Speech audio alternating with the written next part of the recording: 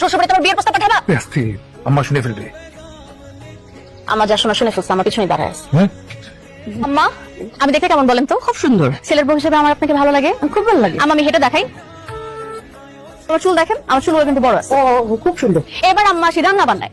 রান্না বান্নার ব্যাপারে কিন্তু আম্মা আমি এক নাম্বার। আমি বাড়িতে যখনই ভালো মন্দ কিছু রান্না বান্না করছি, আপনাদের বাড়িতে কিন্তু তরকারি আসছে। তখন খাইছেন কিন্তু বুঝেন নাই, এখন তো বুঝছেন কেন আপনার বাড়িতে রান্না বান্না আসছে। তাহলে আম্মা বুঝে গেছেন আমার হাতের রান্না বান্না কেমন। আর এবার বলেন আম্মা, আপনার কি ছেলে বউ হিসেবে আমাকে পছন্দ?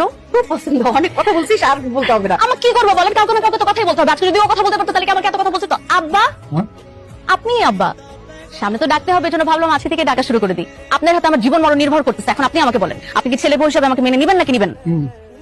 হ্যাঁ